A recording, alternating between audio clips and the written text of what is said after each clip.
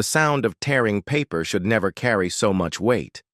But in that moment, as Richard Harper's hands tore the check clean in half, the air inside First National Bank seemed to collapse inward, a silent implosion witnessed by a dozen strangers who would never forget what they saw.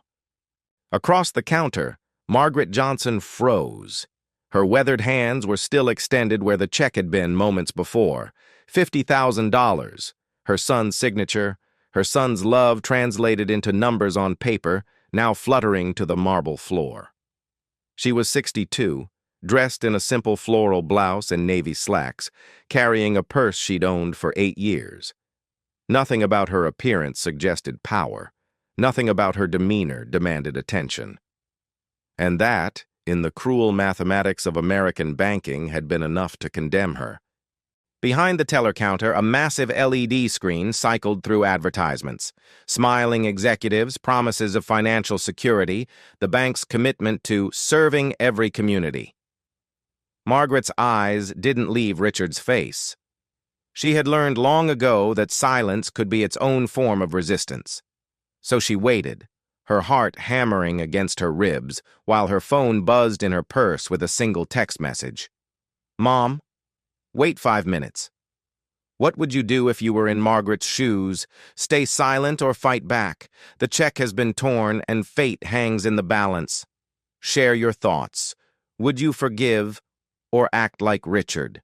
Comment below." 30 minutes earlier, Margaret had walked through the brass-framed doors of First National Bank with nothing but hope in her chest and a check in her hand.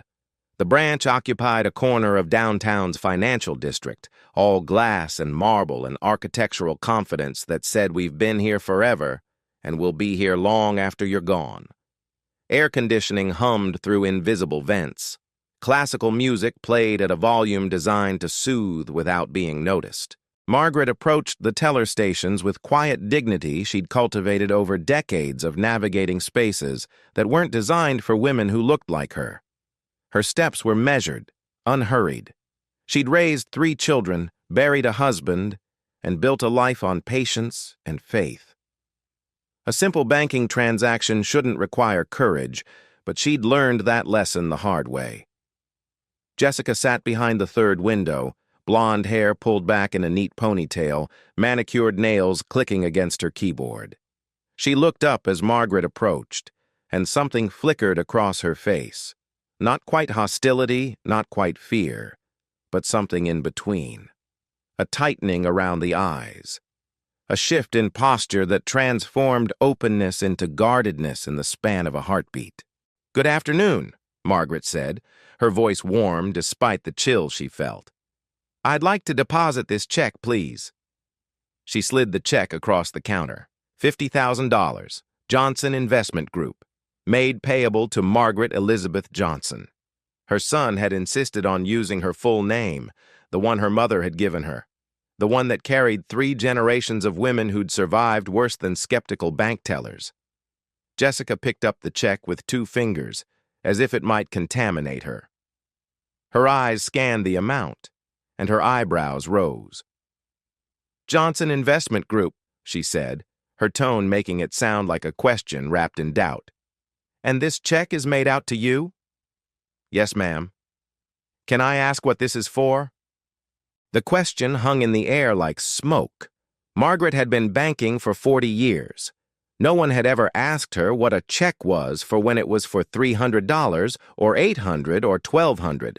But $50,000 in the hands of a black woman wearing a floral blouse from JCPenney required an explanation. "It's from my son," Margaret said evenly. "He sends support every quarter." Jessica's lips pressed into a thin line.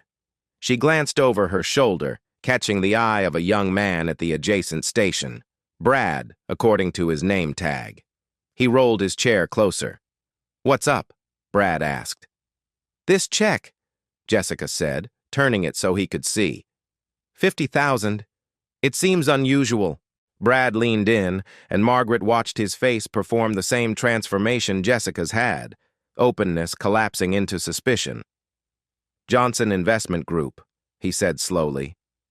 "You have an account here, ma'am." I've banked here for 15 years, Margaret replied. Her fingers had begun to curl against her palm, nails pressing into skin. This was how it always started, not with slurs or violence, but with questions, with doubt packaged as due diligence. We'll need to verify this, Jessica said, though she made no move to check her computer. These amounts, we have to be careful. Margaret nodded slowly. I understand. I can wait. Behind her, other customers entered the bank. A white man in a business suit who was greeted by name, a young white couple who were ushered immediately to a desk. No one asked them what their checks were for. No one suggested their business was unusual. The classical music continued to play. The LED screen behind the counter cycled to a new image. A diverse group of smiling professionals, the bank's slogan appearing in elegant script. Building your future together. Margaret looked at that screen and felt something cold settle in her stomach. Together. As if they'd ever wanted her to be part of anything they were building. Jessica finally picked up her phone, but instead of making a call, she simply held it, staring at the check as if waiting for it to confess its sins. Margaret remained standing, aware of the weight of eyes on her back. Other customers had begun to notice the delay, the way Jessica kept glancing at her colleague, the way neither of them moved to process the transaction. "Ma'am, I'm going to need to see 2 forms of identification," Jessica said finally. Margaret blinked. 2 forms? For deposits over $10,000, it's bank policy. It wasn't bank policy.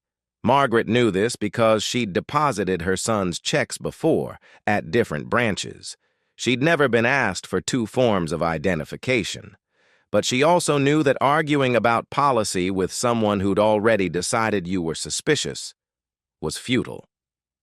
She opened her purse and retrieved her driver's license and social security card, sliding both across the counter. Jessica examined them with the intensity of a forensic investigator, holding the driver's license up to the light, comparing the photograph to Margaret's face with an expression that suggested discrepancies no one else could see. "And you said this check is from your son?" "Yes." "What does your son do?" The question landed like a slap. Margaret felt heat rise up her neck. What did her son do? He built companies. He employed hundreds of people. He'd graduated summa cum laude from Wharton. But none of that was Jessica's business. "He's in finance," Margaret said quietly. Jessica made a small noise in her throat, not quite a laugh, not quite a scoff. She turned to her computer, fingers moving slowly across the keyboard. Minutes passed. Behind Margaret, someone sighed audibly. "I'm not seeing a Johnson Investment Group in our verified business accounts," Jessica announced. "It wouldn't be in your system," Margaret explained, fighting to keep her tone level. "The check is drawn on Chase." "Then why are you depositing it here?" "Because this is my bank, where I've had an account for 15 years. Jessica exchanged another look with Brad, who had been hovering nearby. He leaned in, lowering his voice to a stage whisper Margaret could hear perfectly. "Maybe we should call the manager. This seems irregular." Irregular. That was the word they used when they meant suspicious. When they meant you don't belong here. Margaret's hands tightened on her purse strap. She thought about her son, probably sitting in a meeting somewhere, believing his mother was being taken care of. "Ma'am, the signature on this check..." Jessica held it up again. I'm not sure this is legitimate. Are you accusing me of fraud?" Margaret's voice remained steady, but something had shifted in her tone, a steel edge that came from decades of being questioned, doubted, dismissed. "I'm not accusing anyone of anything," Jessica said quickly. "I'm just following procedures. We have to be careful with unusual deposits. You understand?" Margaret did understand. She understood that unusual was code, that careful meant scared of you, that every procedure was just another way of saying we don't trust you. She pulled her phone from her purse. She typed quickly. "They won't process the check," calling it irregular, making a scene. She hit send, and looked back up at Jessica, whose attention had shifted to someone approaching from the back offices. A man in his 50s, silver hair, expensive suit. Richard had heard the commotion from his office. He approached the counter with the expression of a man prepared to solve a problem, to restore order. He didn't know yet that he was walking into the biggest mistake of his career. Richard positioned himself behind the counter like a judge taking the bench, his hands clasped in front of him. He glanced at the check, then at Margaret, and something flickered across his face, a micro-expression of judgment so quick that someone less experienced might have missed it. But Margaret had spent 62 years learning to read those faces. "I'm Richard Chen, branch manager," he said, though he didn't extend his hand. "I understand we're having some difficulty processing your transaction?" "No difficulty," Margaret replied, her voice calm as still water. "I'm depositing a check from my son. Your teller seems to believe it requires extraordinary verification." Richard picked up the check, holding it between his thumb and forefinger as if it were contaminated. $50,000 is a significant sum. You can understand why we need to be cautious. Fraud is a serious problem in banking. "I'm not committing fraud. I'm depositing a legitimate check." "So you say." Richard set the check down, his fingers drumming once against the counter. "But Johnson Investment Group, I'm not familiar with this company, and frankly, Ms. Johnson, checks of this size from unfamiliar companies made payable to individuals who—" He paused, his eyes traveling over her again, taking in her worn purse, her simple clothes, her age, her skin. "Who don't typically handle these amounts. It raises red flags." The air in the bank had changed. Other customers had stopped pretending not to listen.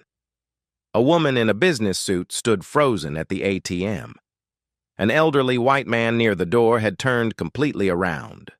Margaret felt their eyes on her like physical weight. "What I appreciate," Margaret said quietly, "is being treated like a criminal in a bank where I've been a customer for 15 years. What I appreciate is being interrogated about my son's success as if it's impossible for him to have earned it." Richard's jaw tightened. "Ms. Johnson, I'm going to have to ask you to watch your tone. We're trying to help you here." "Help me? By treating me like a thief?" "By protecting the bank from potential fraud. These procedures exist for a reason. If you can't understand that—" "I understand perfectly," Margaret interrupted. "I understand that you've decided I'm lying because I don't look like someone whose son could write a $50,000 check. I understand that no one in this building has asked whether the check is legitimate.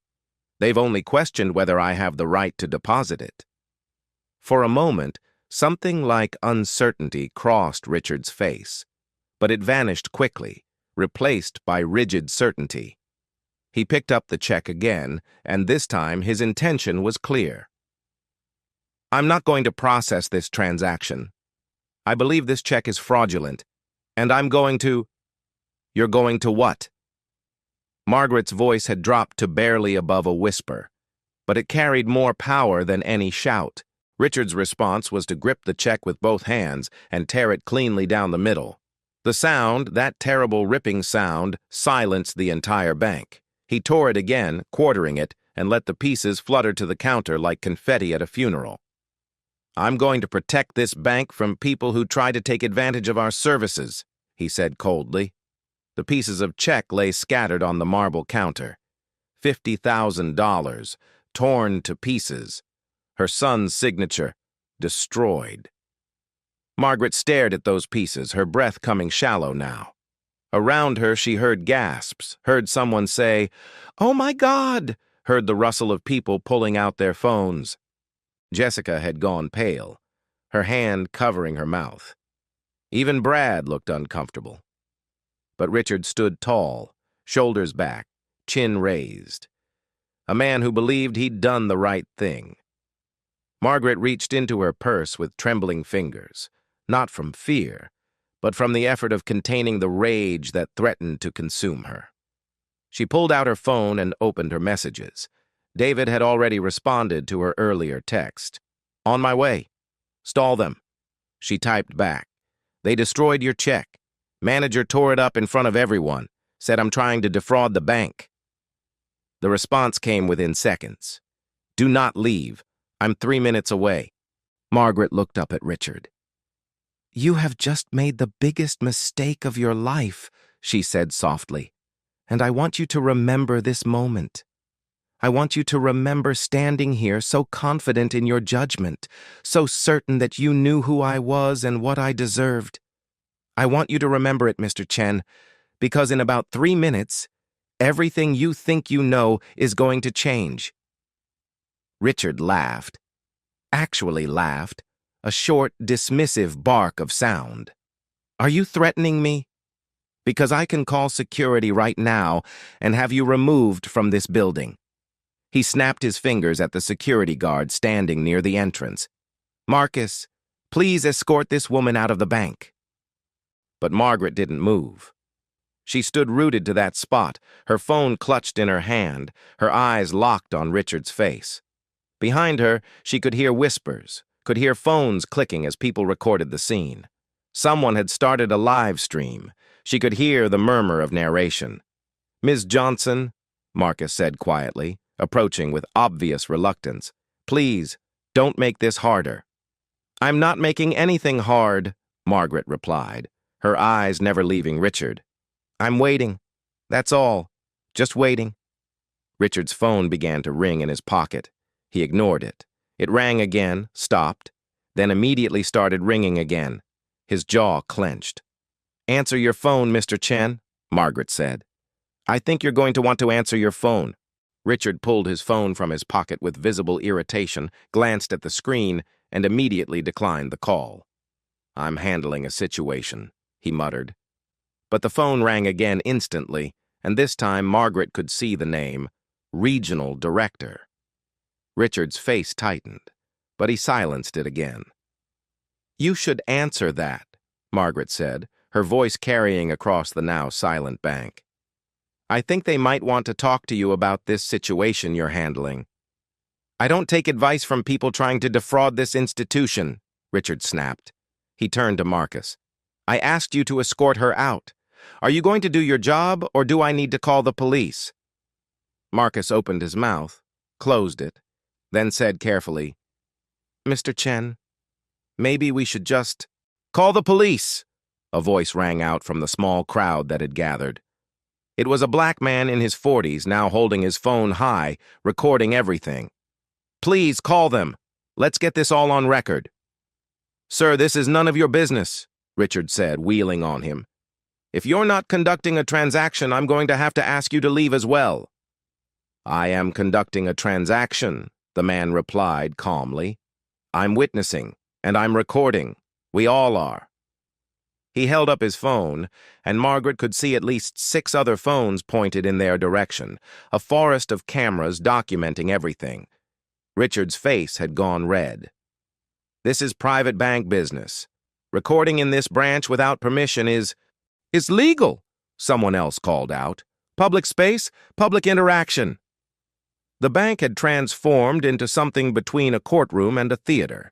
Customers who'd been going about their business now formed a loose semicircle around the counter, their transactions forgotten.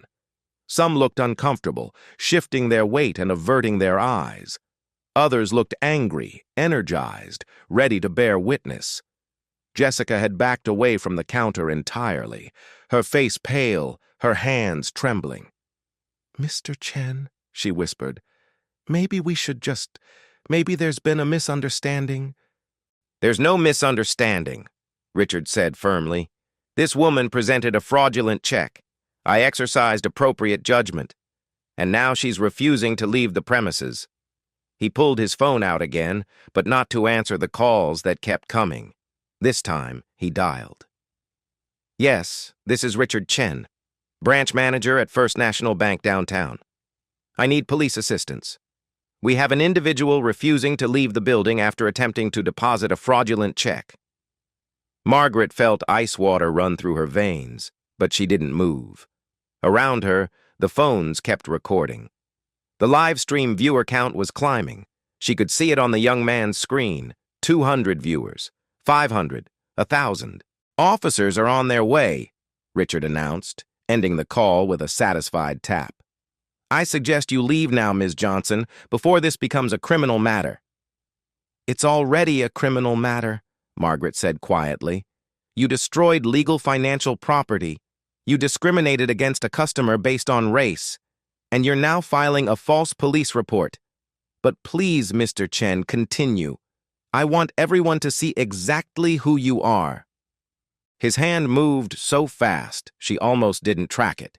He swiped the pieces of torn check from the counter and crumpled them in his fist, then turned and dropped them into the shredder behind the desk. The machine whirred to life, grinding the remains of her son's check into confetti. It was a final act of contempt, a gesture meant to demonstrate his absolute authority. But the moment that shredder consumed those pieces of paper, something shifted in the crowd. The gasps were louder now. Someone said, "He can't do that." Someone else said, "That's destruction of property." And the man who'd been recording said, loudly and clearly for his live stream audience, "Y'all are watching a bank manager commit multiple crimes because he doesn't think a black woman has the right to deposit a check. Remember this bank. Remember this name." Richard spun on him. "Get out! Get out of my bank right now!" "It's not your bank," the man replied. "You just work here. And something tells me you're not going to be working here much longer." The tension had reached a breaking point. Marcus stood frozen, clearly having decided that no paycheck was worth getting involved. Jessica had tears running down her face. The customers who'd been sympathetic to Richard were edging toward the door, perhaps sensing which way the wind was blowing. And outside, through the glass front of the bank, Margaret could see a small crowd gathering on the sidewalk, drawn by the commotion. Richard's phone rang again, and again. He ignored it, but his confidence had begun to crack around the edges. He kept glancing at the phone, and each time he looked, his face grew a shade paler. Finally, he grabbed it and hissed into the receiver, "I told you I'm handling it." Whatever voice came through that phone made him go rigid. His eyes widened, his mouth opened and closed soundlessly. And then, very quietly, he said, "What do you mean, he's on his way here? Who's on his way here?" Margaret allowed herself the smallest of smiles. "I tried to tell you," she said. "I tried to give you a chance to stop, but you were so certain, so absolutely convinced that you knew better." "Knew what?" Richard's voice had gone hoarse. "What are you talking about?" The bank's front doors opened. Every head turned. David Johnson entered first, moving with purpose that parted crowds naturally. He was 35 years old, 6 feet tall, wearing a charcoal gray Tom Ford suit. His skin was the same deep brown as his mother's, his features sharp and elegant, his presence commanding without being aggressive. Behind him came 3 people. A woman in her 40s carrying a tablet and briefcase, clearly legal counsel, and 2 men in suits who had the unmistakable bearing of executive protection. But David's eyes weren't on any of them.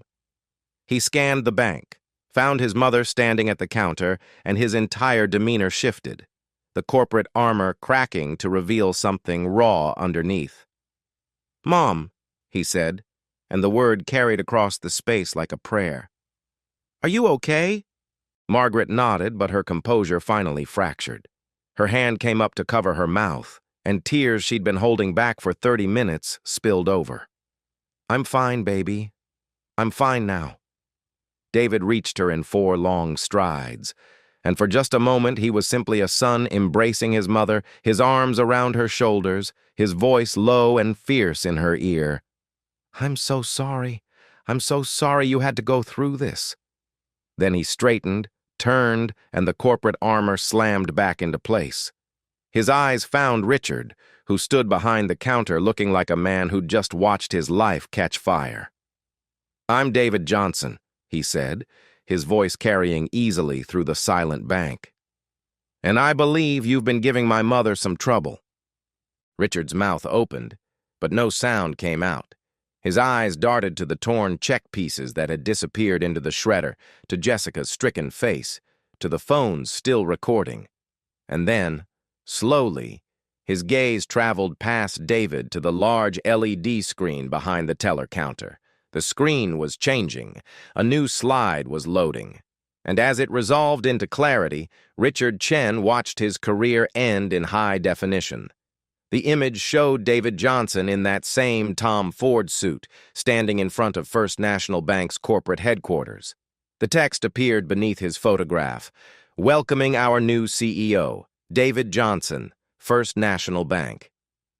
The silence that followed was so complete that Margaret could hear her own heartbeat. Could hear someone in the crowd whisper, "Oh my God." Could hear Jessica make a sound somewhere between a gasp and a sob. Could hear Richard's breathing go shallow and rapid. David let the moment stretch. Let the reality sink in. Let every person in that building understand what they were witnessing. Then he said very quietly, "That's right, Mr. Chen. I'm not just the owner of Johnson Investment Group. As of 8 o'clock this morning, I'm the CEO of this bank, your bank. And I've been watching everything from the corporate security feed since the moment my mother walked through those doors." The LED screen continued its revelation, cycling to a second slide that showed David shaking hands with the chairman of the board, the press release visible. First National Bank announces historic leadership appointment. A third slide appeared, David standing with the executive team, his position at the center unmistakable. Jessica collapsed into her chair, her face in her hands. Marcus had backed away completely, disappearing toward the entrance, and Richard stood frozen, his skin gone gray, his hands trembling as they gripped the marble surface for support. David's legal counsel stepped forward, tablet already open. "Mr. Chen, I'm Sarah Mitchell, General Counsel for First National Bank. Your actions over the past 30 minutes have been recorded on our security system and witnessed by approximately 40 people. We have documentation of discrimination based on race, destruction of legal financial instruments, filing a false police report, and creating a hostile environment. These constitute grounds for immediate termination under your employment contract." "I didn't—" Richard's voice cracked. "I didn't know—" "You didn't know what?" David's voice cut through the air like a blade. "You didn't know she was my mother? Or you didn't know that black people could have successful children?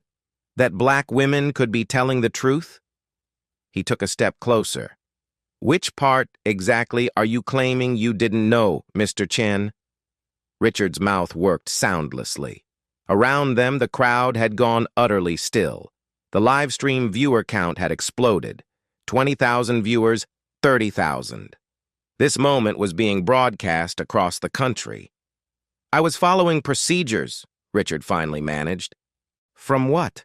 David interrupted. "From a 62-year-old woman depositing a legitimate check? Let me ask you something. How many checks have you personally verified today? How many customers have you interrogated? How many checks have you torn up?" He paused. "Or was my mother the only one who received your protection?" Silence. Richard couldn't answer because they all knew the answer. Sarah Mitchell spoke again. "Mr. Chen, effective immediately, you are terminated from your position. Your access to bank systems has been revoked. Jessica Martinez, you are suspended pending a full investigation." "Please," Jessica whispered, tears streaming. "Please, I didn't—" "You participated in humiliating my mother," David said, his tone ice. "You could have stopped at any point. You could have treated her with basic human dignity. But you chose not to." He turned back to Richard. "I've been CEO of this bank for exactly 9 hours. 9 hours, Mr. Chen, and in that time I've reviewed hundreds of files. Do you know what I found? Patterns. Patterns of discrimination so consistent they might as well have been policy." He pulled his phone from his pocket and held it up. "This is the transaction log for this branch over the past 6 months. Every deposit over $10,000 that required additional verification. Would you like to guess what percentage involved black or Hispanic customers?" Richard said nothing. 78%, David answered. 78% of your suspicious transactions involved people of color, even though they represent less than 40% of your customer base. That's not procedure, Mr. Chen. That's discrimination. That's racism. And that stops today. A Latina woman stepped forward from the crowd, her voice shaking but carrying. I was one of those transactions. 3 months ago, I tried to deposit my settlement check.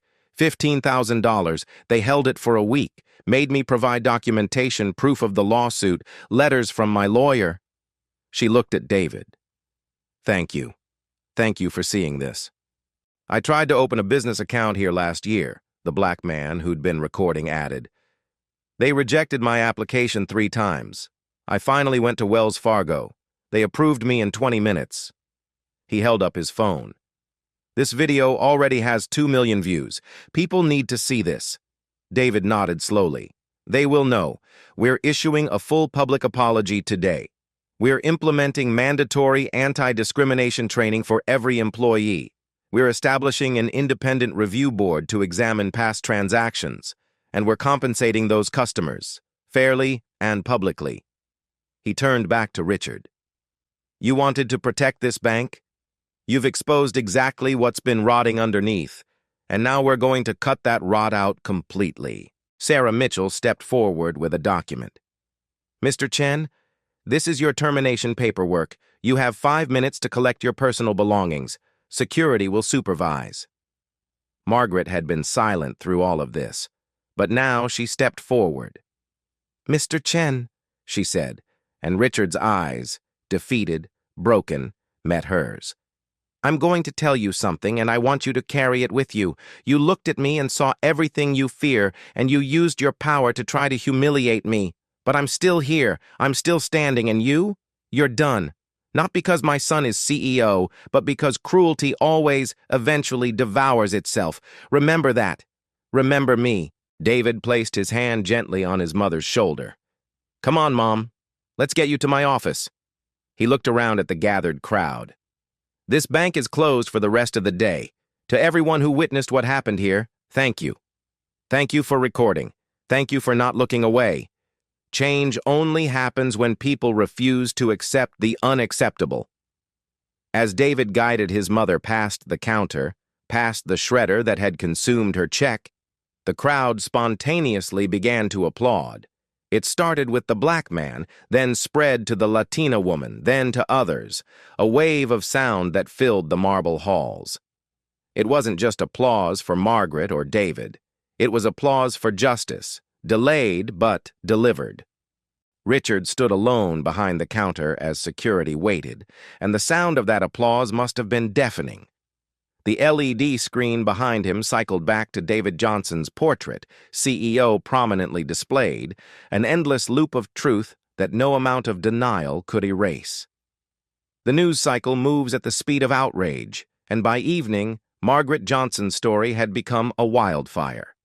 The hashtag #JusticeForMargaret trended nationally within 4 hours. The video, captured from a dozen angles, had been viewed 27 million times, playing on loop across news networks. CNN brought in civil rights attorneys. MSNBC featured a panel on systemic racism in banking. The digital age had rendered Richard Chen radioactive, untouchable, permanently marked.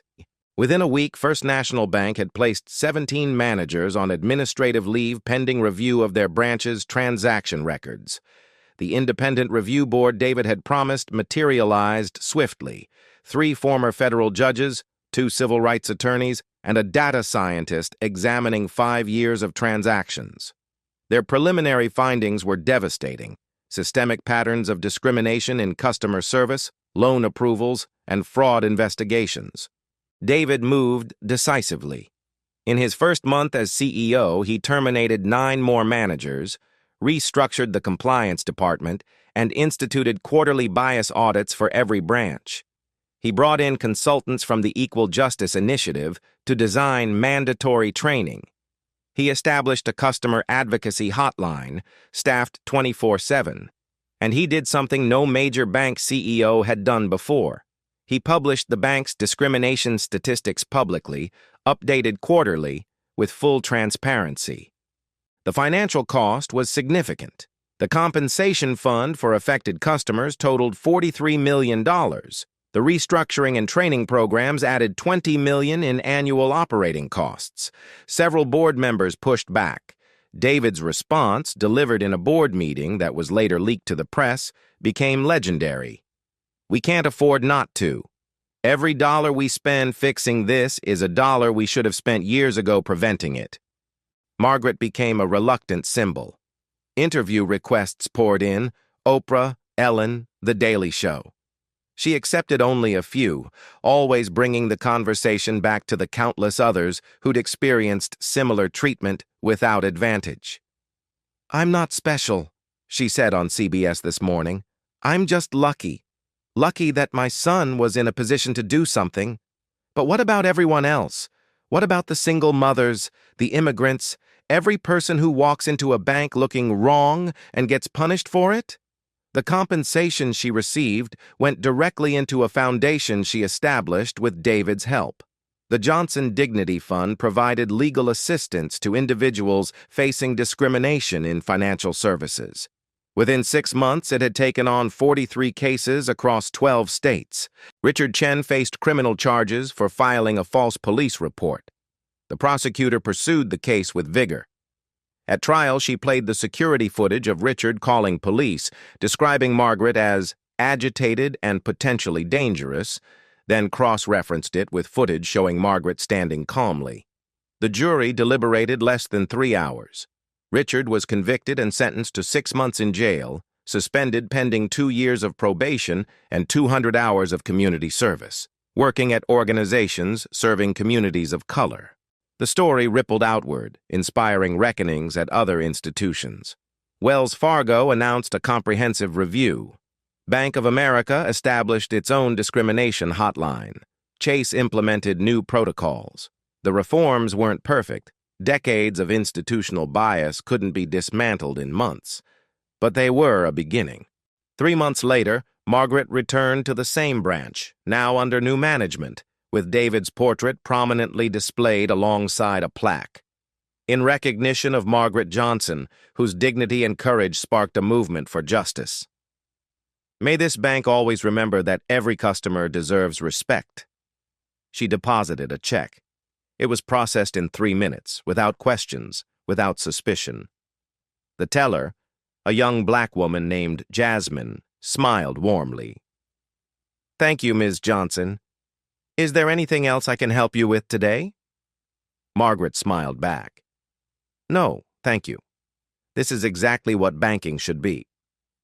6 months after the incident, Margaret stood at a podium in First National Bank headquarters, facing employees, executives, and journalists at the bank's first annual Equity and Inclusion Summit. She looked out at the faces, young and old, every shade of skin, expressions ranging from curiosity to hope. "I didn't set out to change anything," Margaret began. "I walked into a bank to deposit a check, the simplest transaction in the world. But that simple act became complicated by assumptions about who I was, what I deserved, whether I was telling the truth." She paused. When Richard Chen looked at me, he didn't see Margaret Johnson. He saw a stereotype, a problem to be managed, and he treated me with the casual cruelty that comes from never questioning assumptions. Her voice remained steady. "I've been asked if I'm angry. Yes, I'm angry. But not at Richard Chen specifically. I'm angry at the systems that taught him to see me that way. I'm angry that my son had to become CEO before his mother could be treated with dignity. Because what about everyone else's mothers?" She softened her tone. "But anger alone changes nothing. That's why I'm grateful for what my son chose to do with his power. David could have handled this quietly. Instead, he chose transparency. He chose to transform the institution rather than protect it." She looked at David in the front row, pride evident in her eyes. "If you work here, anywhere, you have a choice every day. You can see people for who they are or through assumptions. You can treat everyone with dignity or let prejudice dictate your actions. There is no neutral ground. Every interaction is a choice. Every silence when someone is mistreated is a choice. Her voice grew intimate. The Johnson Dignity Fund has taken on 68 cases. 68 people treated the way I was. Many didn't have footage or CEO sons. But they all had dignity. They all deserved better. We can't litigate our way to justice. Real change happens when institutions examine themselves honestly, when people commit to creating spaces where everyone can walk through the door and be treated with respect. She stepped back slightly. When you encounter someone who doesn't fit your mental picture, remember me. Remember I'm somebody's mother, somebody who deserved to deposit a check without interrogation. Remember that dignity isn't earned, it's inherent. And treating people with dignity isn't exceptional service. It's the bare minimum we owe each other.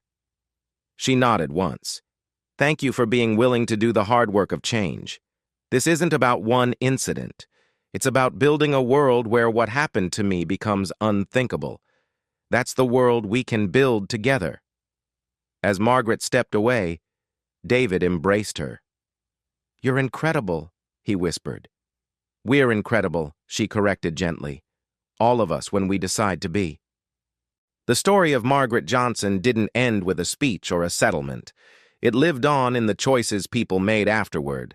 The teller who paused before asking an unnecessary question, the manager who caught himself making an assumption and corrected it, the customer who spoke up when they witnessed unfair treatment. Change happens in those small moments, multiplied across thousands of interactions, until old patterns become unthinkable and new ones become inevitable. But stories like Margaret's also serve as warnings. Power unexamined becomes power abused. Authority without accountability breeds cruelty. The person you dismiss, the customer you doubt, the human being you treat as less than might be exactly who you can't afford to underestimate. Richard Chen learned this lesson in the most public, most permanent way possible. His 30 minutes of casual discrimination cost him everything. Not because he was uniquely evil, but because he was ordinarily prejudiced, and ordinary prejudice, when given power, creates extraordinary harm. The question for everyone watching, and millions are watching still, is simple. What will you do differently? When you encounter someone who doesn't match your expectations, will you question them or question your expectations? When you have power to help or hurt, will you choose dignity or discrimination? Margaret Johnson walked into a bank with nothing but a check and her dignity. She walked out having sparked a movement, having changed an institution, having reminded a nation that respect isn't optional and justice isn't negotiable. But she couldn't do it alone. She needed witnesses willing to record. She needed customers willing to speak up. She needed a son willing to use his power for good. You are part of that society. Your choices matter. Your voice matters. Your willingness to be uncomfortable, to challenge injustice, to stand with those being mistreated, that matters more than you know. The next Margaret Johnson might walk into your workplace tomorrow. Will you be the person who sees her, or the person who looks through her? Will you be the witness, or the bystander? Will you be David, or will you be Richard? Choose wisely. Choose justly. Choose dignity. Because somewhere right now someone is walking into a building where they don't quite belong, being someone that doesn't match assumptions. And they're watching to see if the world has changed at all, if their dignity will be honored or destroyed. The Margaret Johnsons of the world are waiting. Not for heroes, just for human beings willing to treat other human beings with respect. Don't make them wait any longer. Dignity is not negotiable. Power is not visible. Justice is not optional.